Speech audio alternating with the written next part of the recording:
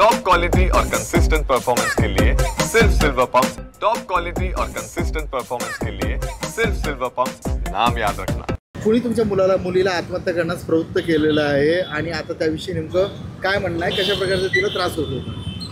तिला पैशाची मागणी दरवेळेला चालूच होती, दर महिन्याला तुझ्या पप्पाकडून पैसे आण असा त्याचं चालूच होतं. तर त्यामुळे ते त्रस्त झाली, मारहाण पण होती आणि शिवीगाळ पण देत होता, शारीरिक त्रास पण देत होता आणि त्यांनीच पण माझ्या मुलीला फाशी घ्यायला प्रवृत्त केली असं मला सांगू शकतो मी. तुम्ही तुमच्या मुलीचं पार्थिव पाहिलं होतं का? तिच्या पार्थिवावर काही मारहाणीचे उरण वगैरे होते का? डाग इथं जखमा झालेल्या होत्या आणि इकडून तिकडून काळं पडली होती. मानीला मार होता इथं. काय म्हणणं आहे आता, एकूणच काय मागणी असेल तुमची, म्हणजे आणि तक्रार तुम्ही दिली का? माझी म्हणणं असं आहे की त्याला कडीच पैशाची शिक्षा त्यांना झाली पाहिजे. माझं म्हणणं हेच आहे. 2 महिन्यापूर्वीच जी वैष्णवी हगवणे होती ती हुंडाबळीला तिचा मृत्यू झाला होता.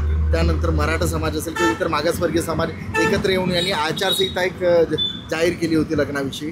तरी देखील आज परत एका वैष्णवीचा बळी गेलेला आहे. नेमकं काय मागणी असेल आणि काय आव्हान असेल समाजाला? माझं असं आव्हान असेल की आज ज्या घटना घडत आहेत ह्या घटना काय आजच्या नाही आहेत. ह्या पुराणातनं आपण जेव्हापासून बघतो की हुंडाबळी असेल किंवा आहुती जाणाऱ्या ज्या स्त्रिया होत्या, ज्या अग्निपरीक्षा देणाऱ्या स्त्रिया होत्या, किंवा आजही गावात काही वाद झाला किंवा कुठेही काही वाद झाला तर स्त्रीला पेटवून टाकणं, ही जी काही परंपरा आपल्या भारतामध्ये नव्याने उदयाला येत आहे आणि ज्या जुन्या परंपरा आपण मागे सोडायला पाहिजेत त्या परंपरा परत आपण पुढे घेऊन जातो आहे का, हा प्रश्न आहे.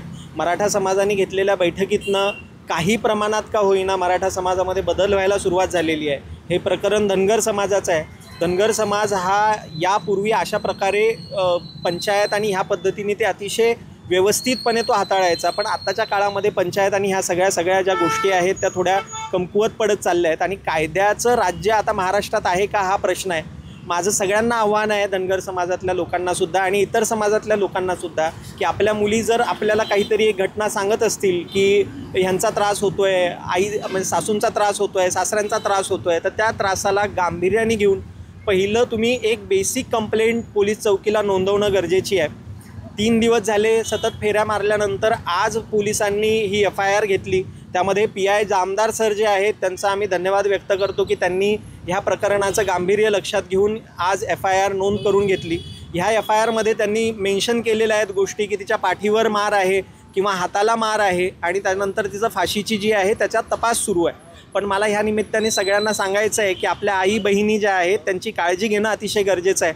भाऊ म्हणून जर तुम्हाला बहिणीचा फोन आला तर त्या पद्धतीने आपण अतिशय सिरियसली ह्या गोष्टी घेणं गरजेच्या आहेत. आणि कायद्याचं दार आपल्यासाठी उघडं नसेलही पण ते वारंवार वाजवलं पाहिजेत. वारंवार तुम्ही पोलिसांकडे जाऊन छोटीशी जरी घटना असेल तर ती उद्या मोठी व्हायला वेळ लागत नाही.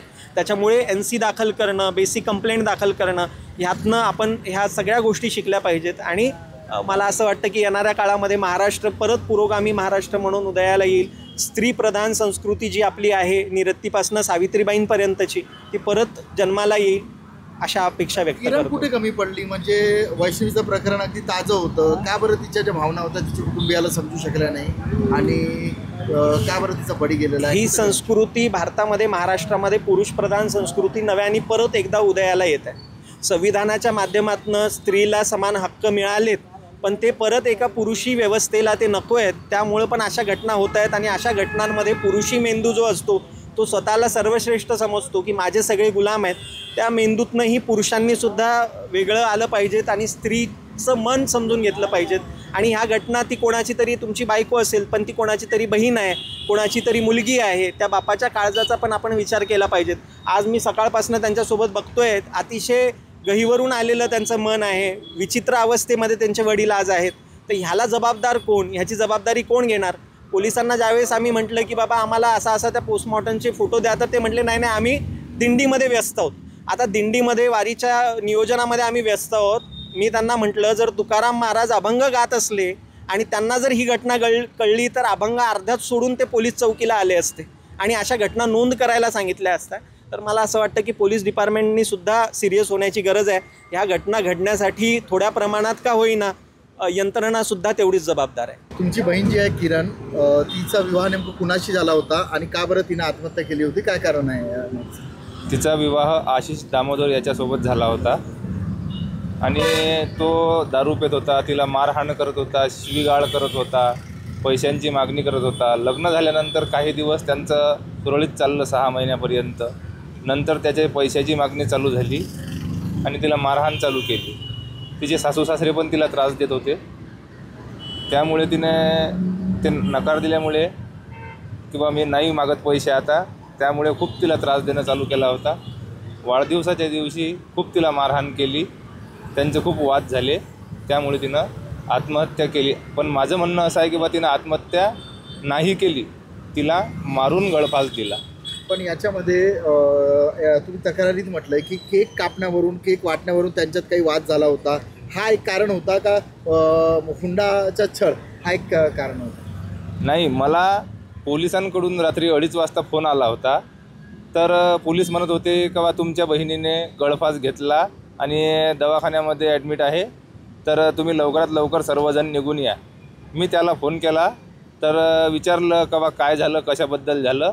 तर तो सांगत होता का बा केक वाटण्याबद्दल वाद झाला आणि मी तिला खूप जोरात ओरडून बोललो आणि जेवण करायला बाहेर मित्रासोबत निघून गेलो. परत आलो आणि बघतो दरवाजा आतून लावलेला होता. तो छोटा बाळ होता माझा भासा, तो रडत होता आणि मी दरवाजा तोडून आत गेलो तर ती लटकलेली होती असं त्याने सांगितलं. पण माझं म्हणणं असं आहे की हे तिला त्यानेच मारलं.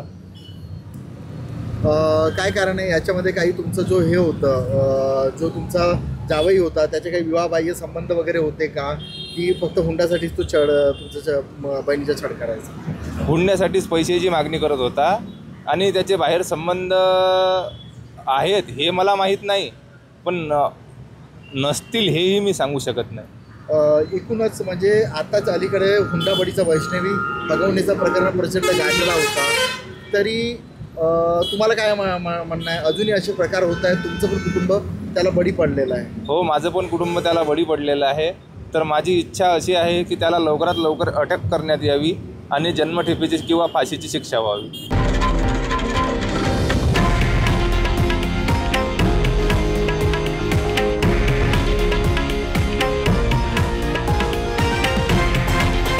हे आहे देशातील नंबर 1 न्यूज नेटवर्क आणि आपण पाहत आहात TV9 मराठी, एकमेव.